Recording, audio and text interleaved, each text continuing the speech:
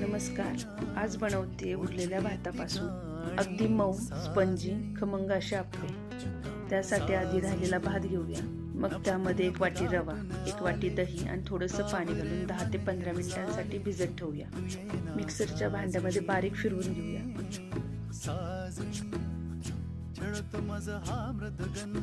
बारीक चिरलेला कांदा, टोमॅटो, मिरची आणि भरपूर कोथिंबीर, चवीनुसार मीठ, थोडासा खायचा सोडा.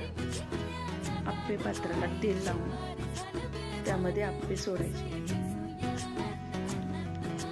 दोन्ही बाजूने खमंग असे आप्पे भाजून घ्यायचे. गरमागरम मऊ खमंग असे आप्पे तयार. व्हिडिओ नक्कीच आवडला असेल. लाईक करा आणि सबस्क्राईब करायला विसरू नका. तुम्हीही उरलेल्या भातापासून आप्पे करून बघा आणि कमेंटमध्ये मला सांगा कसे झाले.